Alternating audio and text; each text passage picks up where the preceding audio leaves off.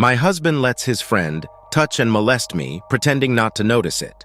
We're all around our late 20s, enjoying a movie night with a couple of our friends, Jack and Brian, who are also close friends from my husband's high school days.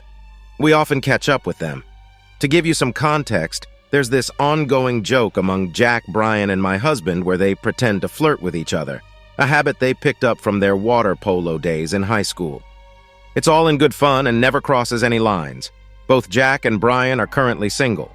Jack, in particular, has always been incredibly polite and considerate towards me, offering his jacket when I'm cold and occasionally complimenting me in a respectful manner.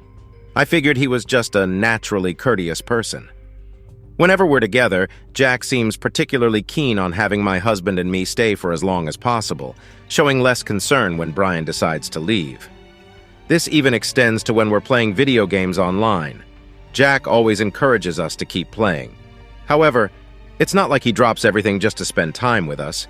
We've recently heard from others that Jack has been in conflicts with friends who believed he was making advances towards their girlfriends.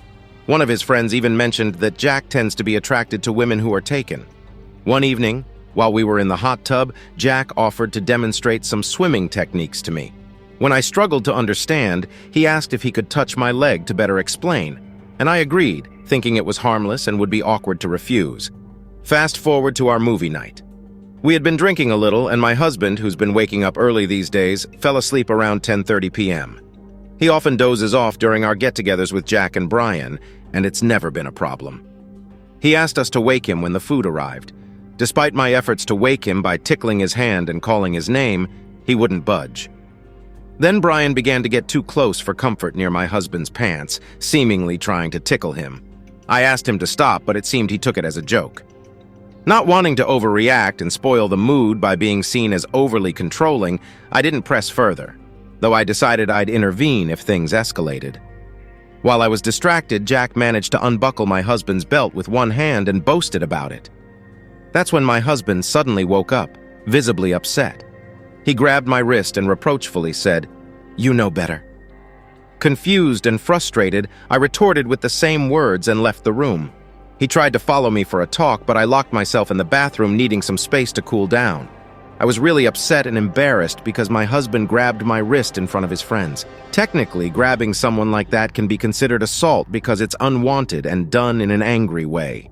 He also made it seem like I was involved in inappropriate behavior with his friends, which was really embarrassing and made me feel exposed and uncomfortable.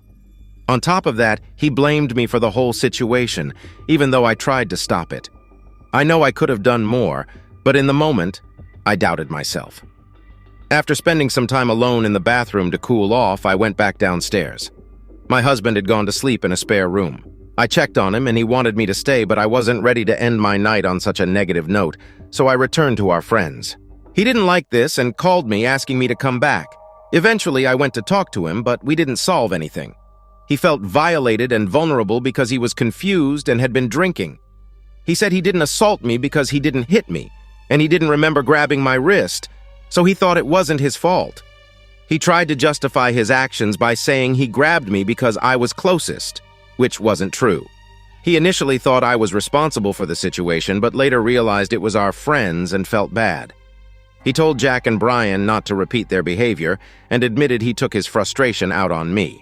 Because I didn't want to sleep in the spare room, he decided to drive us home, which was a 40-minute drive. During the drive, we continued to argue, and I was scared because he was angry and not speaking clearly. I didn't feel it was safe to tell him not to drive. He believed I should have set aside my pride and stayed with him in the room. When sober, he stood by his words. We got home and went to sleep.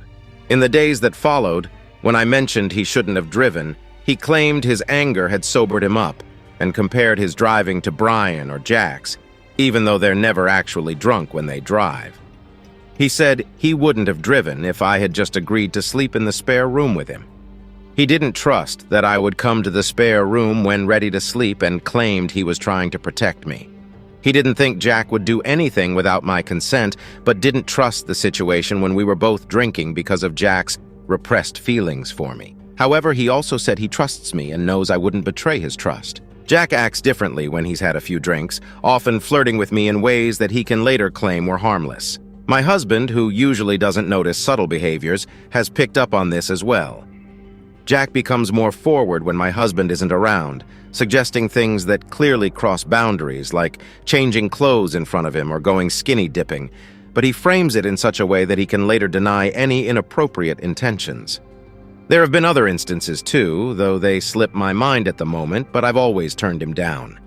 Jack also tends to encourage drinking. My husband and I have discussed Jack's behavior, concluding that Jack might be harboring feelings for me.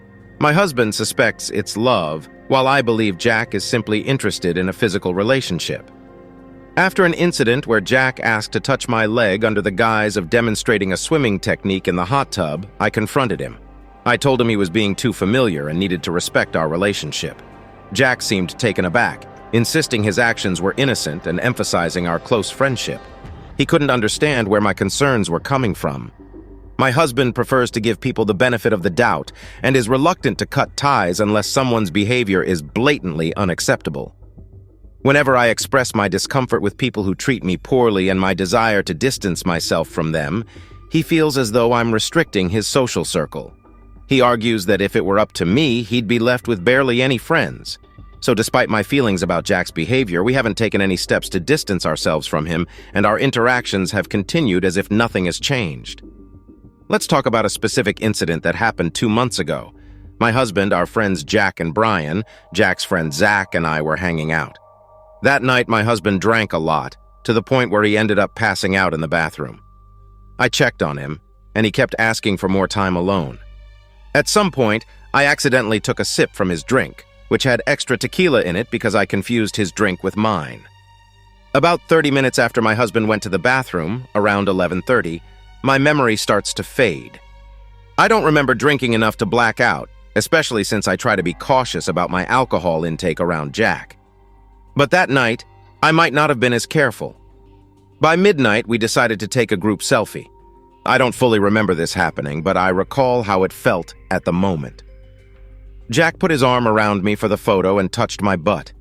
Initially, I thought it was an accident, or maybe it didn't really happen, but then he did it again, confirming it wasn't just my imagination. In the photo, you can barely see his arm around me. That was just before midnight, and after that, my memory is blank. The next morning, I woke up in Jack's guest room next to my husband, covered in vomit and without my bra on. My shoes were neatly placed side by side with a water bottle next to them, but there were no sheets or blankets on the mattress. After showering, I noticed a large bruise on my butt. When we were getting ready to leave and went downstairs, I found my bra on the kitchen floor. The day after the incident, I spoke with Brian to try and piece together what happened, especially about the bruise and why my bra ended up in the kitchen. Brian explained that around 2 a.m., I attempted to go to the downstairs bathroom because my husband was occupying the one upstairs. However, he mentioned I never actually made it down. Instead, I fell a few steps down from the top. He couldn't explain the bra situation, suggesting maybe I threw it down, which didn't make sense given the layout of the stairs and a wall blocking the way. Brian mentioned they heard me fall, came to help me back upstairs, and put me to bed since I seemed sleepy and fine before the fall. He also shared that Jack took care of putting me to bed while he attended to my husband, following Jack's suggestion since I had been looking after him earlier. Brian left soon after. Curious for more details, I texted Jack asking about the severity of my fall and if he knew anything about my bra's mysterious location. Jack claimed ignorance on both accounts. When I expressed how troubled I was by the situation, he didn't reply. A week later, I confronted Jack in person, but he maintained his lack of knowledge about the night's events. Frustrated, I brought up him touching me inappropriately, which he admitted to doing when drunk, and apologized for making me uncomfortable. Yet he still insisted he didn't know how my bra ended up in the kitchen. Jack mentioned we were all just hanging out, watching YouTube and taking shots, something I seldom do. He believed I might have gone to the bathroom at some point and confirmed they put me to bed after my fall. The idea that neither Jack nor Brian could explain how my bra was removed troubled me, as it seemed improbable I would be downstairs alone and decide to take off my bra. My husband believes that if Jack was truly responsible for anything inappropriate, he would stop being friends with him. However, he's convinced that nothing untoward occurred. He suspects that I might have removed my bra because I was feeling overheated or uncomfortable, despite the fact that we weren't even in the kitchen where my bra was found. He still feels it's safe for me to be around Jack by myself.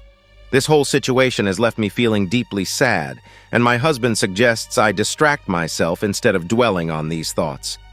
But I'm struggling because I need some answers to find peace. The uncertainty of not knowing if something did happen makes it difficult for me to insist on cutting ties with Jack without concrete evidence. My husband also needs to be absolutely sure before he considers ending the friendship.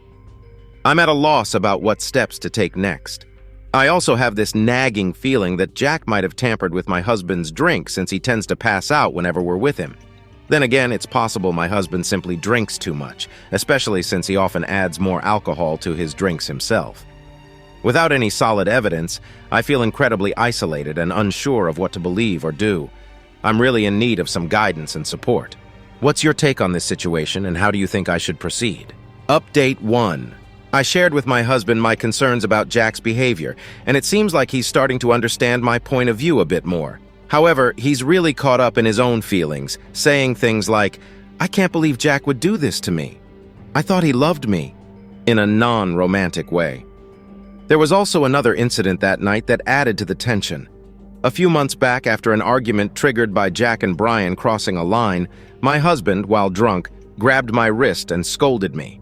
When I mentioned to Jack and Brian that I needed to check on my husband in the bathroom the night of the incident I'm currently dealing with, Brian joked, "Make sure he isn't angry," and even laughed about it.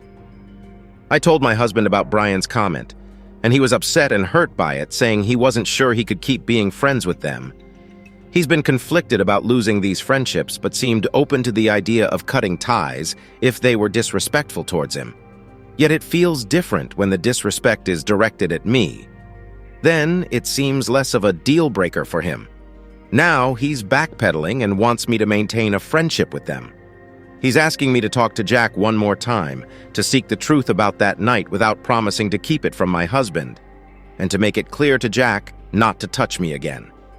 I'm skeptical this will change anything. He says he'll support whatever decision I make after this talk, but I suspect he'll remain friends with them regardless of my feelings. I finally confided in my closest female friend about everything that's happened, and she expressed disappointment in my husband. She feels he only supports me when it suits him. Reflecting on all these events has left me exhausted and questioning our relationship, feeling like I deserve better treatment than what I'm currently receiving. I will respond to your comments before the next update on why I don't leave. Right now, I'm not in a place where I can stand on my own 2 feet and take care of myself. I've got a lot of personal growth to work on. Dealing with depression has been tough, and it's been hard for me to manage even the basic day-to-day tasks. I'm not ready to be by myself just yet.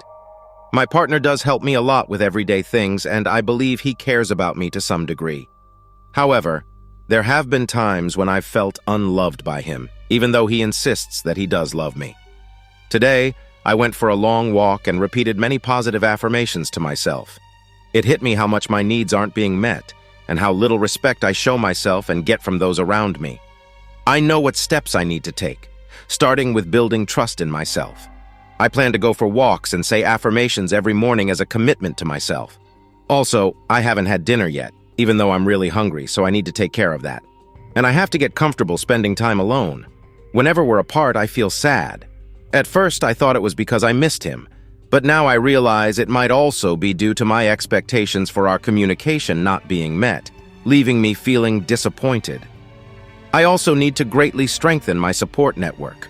It seems like he's either unwilling or unable to make the changes I need from him. But before I jump to any hasty decisions, there's a lot I need to sort out for myself. It struck me when someone asked him what his top priority was, and he said his career, especially knowing how unstable our relationship is right now. That really said a lot to me. Anyway, I appreciate your comment. Sometimes I fall back into old patterns, but it's crucial that I take this seriously and not lose sight of what's important. Update 2. I understand that I should be able to choose who I spend my time with. My husband has friends who haven't always been kind to me. For instance, one of them made a hurtful joke about me when they thought I wasn't around. Despite this, when we had plans to see her and others, my husband really wanted me to join. Even though I initially didn't want to go because of the joke, I ended up going because we had traveled to see them. I've been working on taking charge of my life again. I've been focusing on self-care and attending therapy. My husband and I haven't met with two of his friends, Jack or Brian, since everything happened. We've also started couples therapy, which has been going well thanks to a great therapist. My husband has even begun individual therapy. Having a professional talk to him has made a difference. There are things he seems to understand better from them than from me. We're making progress, but we still have issues to work on, like me being able to decide if I want to spend time with his friends. I discussed the situation with my husband more deeply before we started couples therapy. He's beginning to understand my perspective better. For example, he didn't realize how certain I was about Jack's inappropriate behavior because I had doubts at the moment. He also wanted to see a photo of the incident, which is blurry, but I'm sure of what happened. Jack even somewhat admitted it when I confronted him. My husband wants to confront Jack for closure and believes he can tell if Jack is lying. However, I'm uncomfortable with confronting Jack again. I fear it could lead to more trouble and feels like my choices are being ignored again. I've tried seeking the truth, but feel it's time to move on. A couple of months ago, Jack called my husband unexpectedly. During the call, my husband asked indirect questions about that night, despite knowing I didn't want him to confront Jack. Jack's responses were vague and differed from another friend, Brian's account, which I got when he was very drunk at a party. Overall, navigating these situations has been challenging, but I'm focused on healing and moving forward with the support of therapy and open communication with my husband. At that party, Brian was acting inappropriately towards me and our friends. He was too touchy-feely with everyone and got aggressive towards me. He even said something really odd to me in front of everyone, including my husband's parents. After the party, Jack suggested to Brian that he should apologize to me when he sobered up. However, Brian remained silent until my husband reached out to him. Since then, Brian has been distant, claiming he's busy with work for the last 2.5 months. Similarly, Jack also distanced himself from my husband after a phone call they had 1.5 months ago. Now, out of the blue, Jack texted and called my husband, and when he didn't respond, Jack messaged our group chat inviting us over because he and Brian were cooking at his place. This invitation has stirred up all these feelings again. My husband wanted to confront them, but I wasn't keen on that idea. He tends to act on impulse when he's upset, but I suggested we discuss it with our therapist first before making any decisions. He agreed. When deciding whether to respond to Jack's text, I was unsure, but we both agreed not to go tonight. My husband decided not to respond and wait to see if Jack mentions anything to him. He hopes Jack and Brian will talk it out among themselves since Brian has been acting strangely towards him too. My husband is quite optimistic sometimes, so now we're in this uncertain waiting period. Seeing Jack's name on my husband's phone triggers fear in me, though it's not as intense as before. I just want to move past this and forget about it. This situation has made me want to withdraw and isolate myself. Things have been improving slowly, and I want to focus on that progress rather than dwell on the past. But I'm struggling with how to get my husband to understand this without stopping him from seeking his own closure. He gets sad whenever something reminds him of Jack and feels it's important for Jack to know why their friendship ended. I wish he could just move on, but expressing that seems unempathetic. Is it wrong for me not to tell him moving on is what I need to heal? We might never get the full story, and we both need to be okay with that. I feel something definitely happened that night, and that's enough for me to want to leave it behind. I find it hard to balance not being too passive or too controlling. My husband seems to think I'm controlling, needy, sensitive, and overthinking things. Knowing he feels this way makes me hold back more. However, we had another talk about it because he noticed I was pulling away. He reassured me that this situation wouldn't undo the progress I've made in self-care over the past month, especially since I've been working really hard on my mental health. I shared with him that this incident felt like a setback and brought up old feelings. When he asked if he should block Jack, I didn't want to dictate his actions but wanted him to make his own decision. He chose to block Jack but leave Brian unblocked for now. I also decided to block Jack. I then laid out everything that happened between Jack and Brian for him, as he was unsure about who to cut off without knowing the full story. He found this breakdown helpful. Meanwhile, he had been feeling down and wanted me to stay off my phone. I was actually trying to write this, but told him I was on social media. He expressed needing my support, but I reminded him that while he's affected, I'm the one who was directly impacted. I emphasized that my choice was taken from me that night, and I should have a say in what happens next. Rehashing the event is painful for me. He's somewhat stuck on his own feelings, but has agreed to support what I need, though he sometimes wavers or forgets. You're right about him wanting to see his friends and hoping they'll persuade him.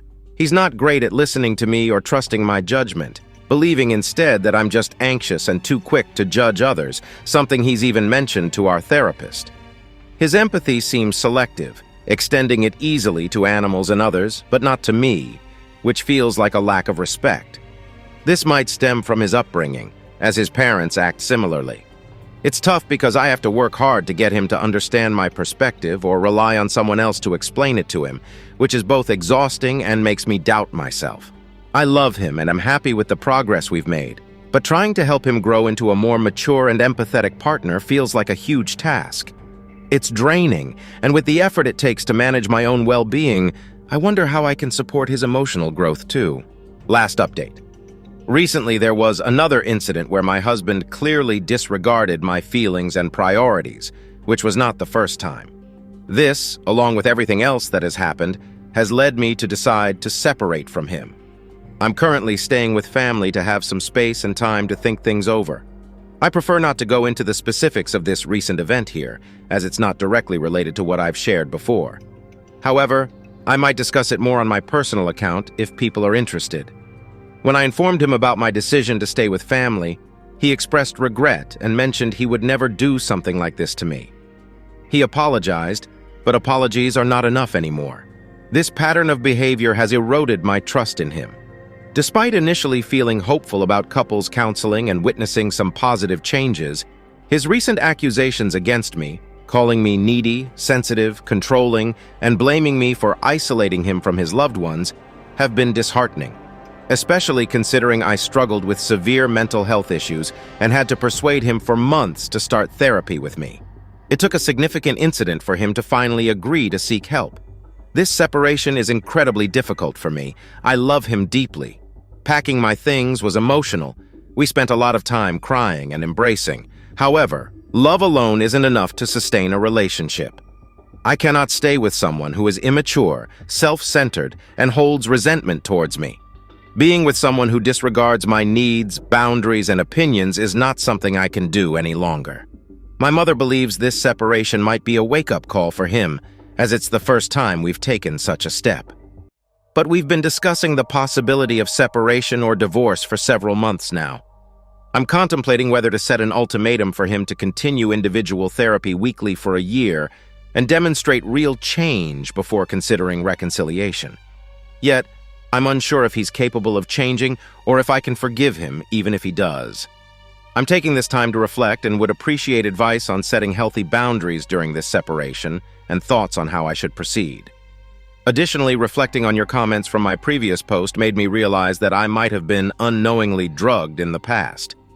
Comparing those experiences to times when I've blacked out from drinking, there were instances where I couldn't recall anything after a certain point, which were also times I was around people I thought were trustworthy. This includes the night of the significant incident that pushed us toward therapy, involving someone who was known to have possibly drugged someone else before. The same person I had been trying to distance us from due to their negative impact on me, which my husband initially dismissed. That night, my memory suddenly went blank after a certain point. I hadn't drunk enough to justify completely forgetting the rest of the evening. Yes, I had some drinks, but at that time, I was used to drinking quite a bit without losing my memory. Usually, if I did forget parts of an evening, it was just small moments here and there. I drank my usual amount that night, and I don't recall behaving badly or seeming overly intoxicated before everything went fuzzy. Things gradually became less clear, and Jack started to act more forward. Brian even mentioned that I seemed fine just before I tripped and mentioned feeling tired. This was after I had already been in a blackout for about 2 hours and supposedly doing shots with them. Jack has mentioned before that he knows when people are starting to get drunk. That strikes me as odd, almost as if he's watching for women to reach a point where they're vulnerable. He's also pushed me to drink more and do shots with him, even though I dislike shots. I think he was the one encouraging me to do shots that night, assuming that's what actually happened. When I asked him whether it was my idea to do shots or theirs, he claimed he didn't remember. That was his answer to most of my questions. He didn't lose his memory that night. He had plans early the next day. Also, I found my shoes placed neatly side by side. The differences in what Jack and Brian told me, combined with Jack's reluctance to give clear answers and their subsequent avoidance of us, are really suspicious. Reflecting on your comments and personal experiences shared with me has been incredibly affirming. They continue to be a great support, especially when my own husband doubted anything happened and suggested I simply distract myself from it. He's told me he believes me now, though I'm not sure how much that matters at this point. But please, don't suggest I should have gotten a kit or should have checked for drugs. It's too late for that, and it wouldn't change anything. From my previous experience with getting a kit, I know they don't examine the DNA unless you decide to pursue legal action, which I didn't and won't do. Plus, I've heard that alcohol is often used to drug people, so a test might not have shown anything useful anyway. However, I'm really open to hearing your thoughts or advice on this situation. I'm particularly interested in how to establish boundaries for a healthy separation, or any other guidance you think could help. He's been sending me texts about his work problems and other things, and I'm not sure if I should be responding. He also texts me to say goodnight. This might sound silly, but how often should I be calling him? I don't want to completely cut him off, but I'm worried that staying in touch might make it harder for me to stay firm in my decisions, especially if he doesn't show real signs of changing. We're planning to keep going to couples therapy, which should help me figure out the best way forward. How do you like this story? Write your opinion in the comments. Let's get 1,000 subscribers on this channel. Love you.